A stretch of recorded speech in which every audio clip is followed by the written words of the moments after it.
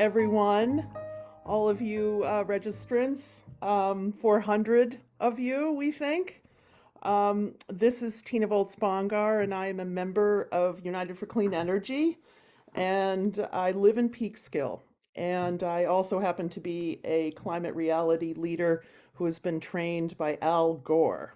So the first thing I'm going to do while people are coming in, just imagine that Zoom door. I want to thank our co-sponsoring organizations. Grassroots Environmental Education, couldn't have done this without you. Hudson River Sloop Clearwater, you're amazing, thank you. Physicians for Social Responsibility New York, very honored to have them. Safe Energy Rights Group, thank you. Sierra Club Atlantic Chapter, Sierra Club Lower Hudson Group, United for Clean Energy, Upper Nyack Green Committee, West PAC, and Federated Conservationists of Westchester County. Thank you. So I am just going to do a brief overview of decommissioning just to center people so you know where you are. Indian Point opened in 1962, and we are 26 miles from New York City, which is one of the most densely populated cities in the country.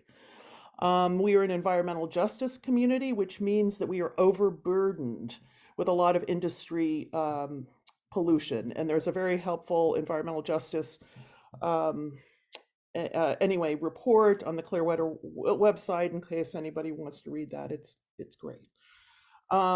So during the second set of relicensing in 2017, Entergy and Governor Cuomo announced the closure of the plant. And the reactor 1 was shut down in the 70s because of problems, but reactors 2 and 3 were shut down in April of 2020 and 21, respectively. And that is in the background of a history of public health and safety issues, like missing baffle boats, transformer fire, and we had radionuclides that were found in our groundwater.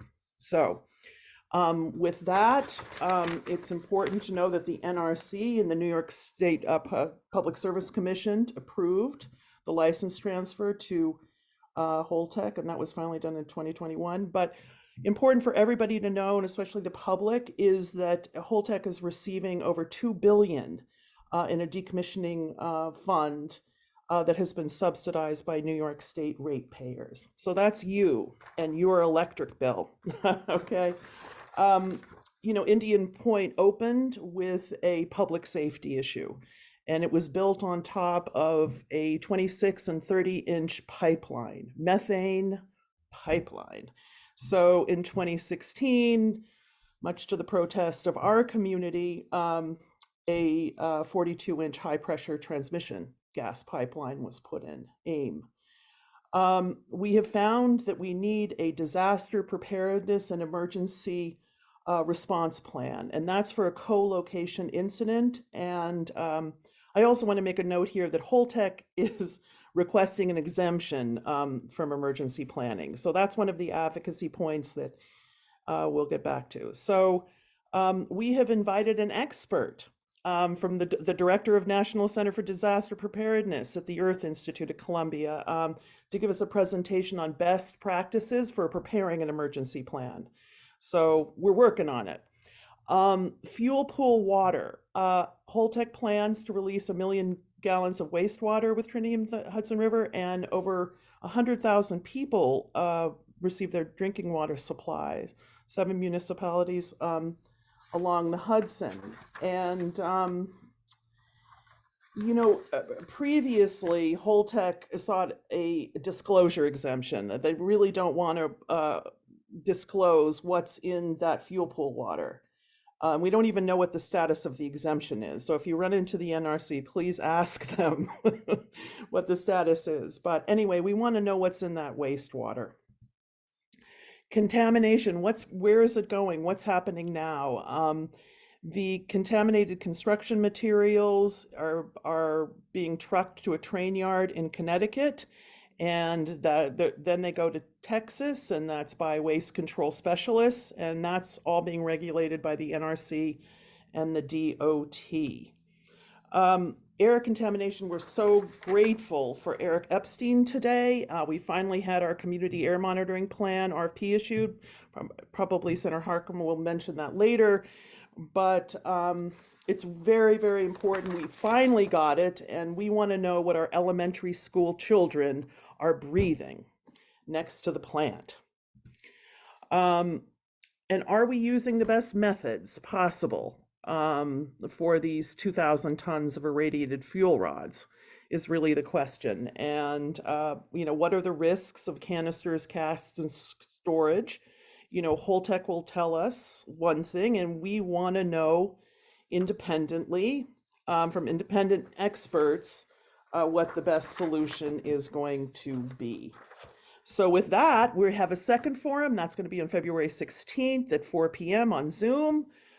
We will be sending you a link, hopefully, to get that. And now back to the goals of this forum. And we really want to move our public health and safety experts front and center. These are the folks we want to be hearing from. We want to present public education. We want to give public information. And with that, please post your questions again in the chat. We hope to answer them in the last 20 minutes of this forum. And Alfred Mayer will be moderating that. Can't wait to introduce him.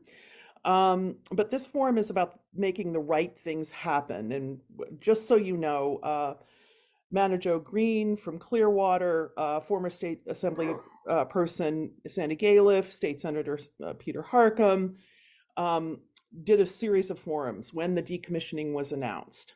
And from those forums was the creation of the Decommissioning Oversight Board legislation.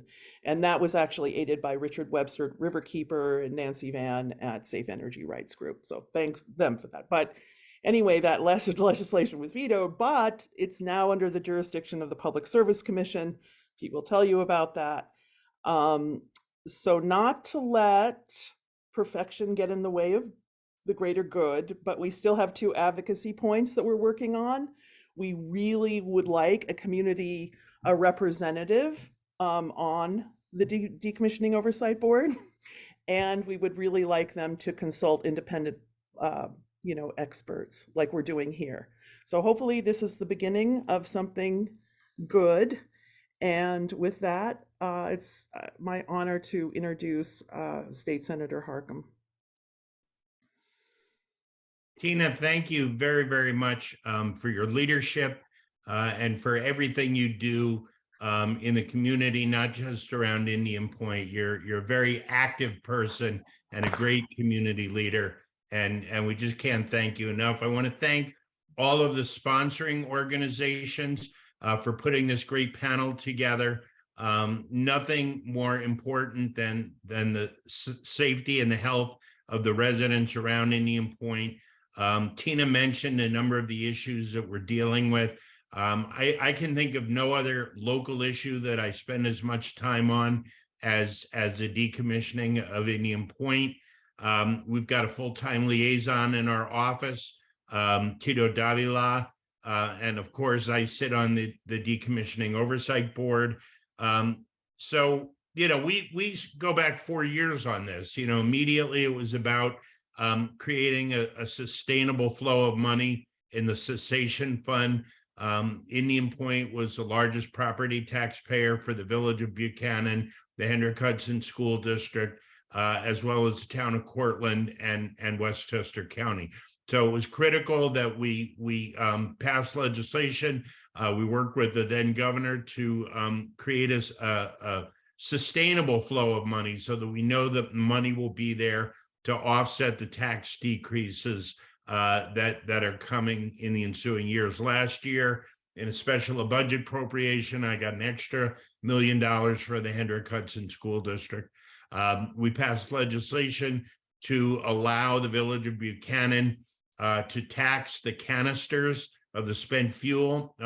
Tina showed you a photo of the site, an aerial photo that picture the scene on the left. Those are the spent fuel canisters, and thanks to the failure of the federal government to ever figure out what to do with radioactive waste, those will be in the village of Buchanan in perpetuity. And it's really hard to do economic redevelopment there, and there is a value to those casks. So this is a way for the village and the school district to derive revenue.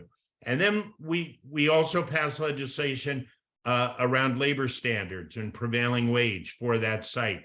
Those were good paying union jobs, and we want to try and keep as many of the decommissioning jobs with those local workers as possible, prevailing wage. You know, the last thing we want is for workers to come from other states at half the wages. Not that there's anything, we have anything against workers in other states, but we want to protect our local workers and those good paying jobs.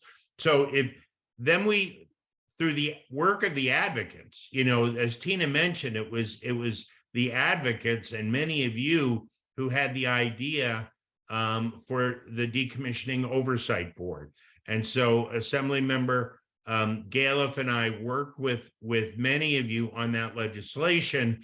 Slight correction to what Tina said, the legislation wasn't vetoed. It hadn't been passed, but we were able to negotiate the creation of the Oversight Board in a chapter amendment to one of the pieces of legislation that was passed. So that's all inside baseball. We got it done. It's created. As Tina said, imperfect as it is, it really is a first in the nation model of what this could be. And we also talk, just to shift gears a little bit, about a just transition as we close other power plants in New York to meet the goals of the CLCPA. While this is not a carbon-based power plant, it is still, we're still kind of writing the playbook for the rest of the state as we go forward because of all the same issues: health, safety, the economics, the tax base. So in many ways, we're writing the playbook for the just transition when we get to the point where we'll be taking fossil fuel power plants offline. So in the Decommissioning Oversight Board are a number of elected officials, a number of state agencies who have jurisdiction over certain aspects, members of labor, members of the environmental community, the school district, and we wanted to have as many voices as we can, but we go back to all of you and the importance of outside advocacy and the importance of outside voices and the importance of outside experts. So, you know, let's look at a few of the things that the board did that the ideas came from outside advocacy. You know, the board itself, but there was a need identified by outside advocates to have a New York State employee on site full time to be coordinating the safety aspects of the decommissioning. That came from the advocates. The air monitoring that Tina mentioned, that came from the advocates. The PHMSA study, that came from the advocates. We now, in my office, have a regular meeting with our federal officials, with Senator Schumer's office, with Senator Gillibrand's office. That came through discussions and advocacy from all of you. So while we have a kind of a nation leading model in our Decommissioning Oversight Board, we always need your expertise. We always need your advocacy, and we always need you to hold us accountable. And so I'm so grateful to all of you for being here for this forum today. There's such an impressive panel of experts. I'm looking forward to listening and learning. And I want to thank my colleagues on the Decommissioning Oversight Board, but certainly all of the colleagues in the advocacy community, not just around Indian Point, but really throughout the entire Hudson Valley, and the eyes of the nation are watching us. So my pleasure to be here with all of you. Tina, again, thank you for the introduction, and I look forward to a terrific panel. Thank you so much.